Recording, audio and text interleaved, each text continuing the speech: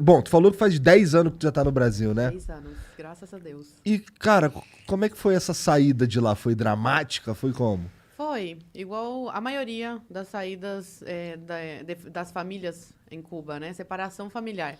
Começou em 2005 com meu pai engenheiro em telecomunicações e eletrônica. Ele ocupava um cargo alto na empresa estatal onde ele trabalhava, para você ter uma ideia. Ele tinha acesso à internet em 2005. Caralho. Era proibido, era crime, né? Cubano ter acesso. E meu pai tinha porque ele trabalhava com isso e era um dos chefes, né?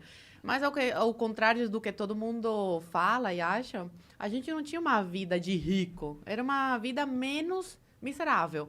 Então, quando você ocupa um cargo como o que meu pai ocupava, você tem que entrar para o Partido Comunista de Cuba.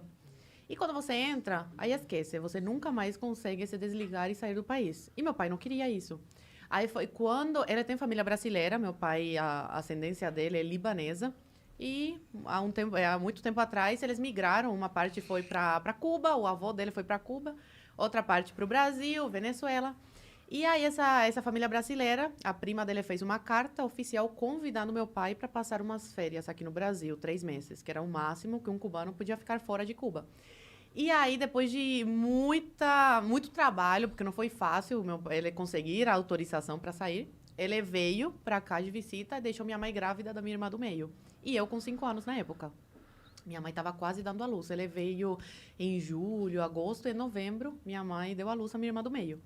E aí eles ficaram 4 anos separados. Meu pai ficou aqui no Brasil. Ele pediu asilo político depois de estar 1 ano aqui no Brasil. E deixou minha mãe lá grávida. Aí depois de quase 4 anos, ele consegue tirar minha mãe de Cuba. Como que vocês se mantiveram sem ele lá durante 4 anos? Minha mãe, meu tio, irmão dela, mandava coisas para ela vender no mercado negro, roupa, essas coisas. Que o governo, ele finge que não vê essas coisas, mas ele sabe o que acontece. E é bom para eles porque faz essa economia de Cuba girar de alguma forma. Como que funciona esse mercado negro? Isso é interessante. Eu imaginei que existiria alguma coisa, né? Porque... Pessoas que têm família fora recebem roupas, sapatos. E é tranquilo deles receberem? Recebem pelo correio? Como que eles fazem isso? Sim, porque aí fica uma comissão com o governo cubano. Entendi. Entendeu? Eles sempre ganham de alguma forma. Entendi. Eles recebem para a pessoa passar esse pacote para dentro da ilha, entendeu? Entendi. Mas Ou pessoas que trabalham sei lá, onde tem carne, essas coisas, em indústria, roubam e vendem no mercado negro também. Entendeu? Entendi. Só que aí você não sabe a procedência, nada. Por quê? A gente não sabia de onde saía o frango que minha avó, meu avô compravam para manter a gente em Cuba. Cara, isso é muito louco, porque assim, você tá me contando coisas que pra mim eram fábulas, sabe? Eu achava, eu sabia, quer dizer, já tinha escutado falar como era a vida lá, mas pelo que você tá me falando, uma cubana que viveu lá e que tem família lá, Tenho. isso é assustador até. Mas Tipo, não poder sair de Cuba. Eu falo isso, que se eu fosse brasileira e não fosse cubana, pra mim acreditar numa coisa dessas, porque parece uma coisa tão longe da realidade aqui do Brasil, né? Mas, infelizmente, é isso que os cubanos passam. Atualmente, o cubano pode sair da ilha, tá? Só que é muito difícil, tem que ter muito dinheiro e, geralmente, quem consegue é quem tem família fora, que aí consegue bancar essa saída. Agora tá mais liberada essa saída, não como antigamente, que era completamente... Por Entendi. exemplo, criança não podia sair de visita. Por isso que meu pai teve que separar toda a família. Aí, terminando essa história, meu pai ficou no Brasil depois de quase 4 anos. Consegue tirar minha mãe de Cuba. Eu e minha irmã ficamos com os nossos avós. Eu com 9 anos na época e minha irmã com 3.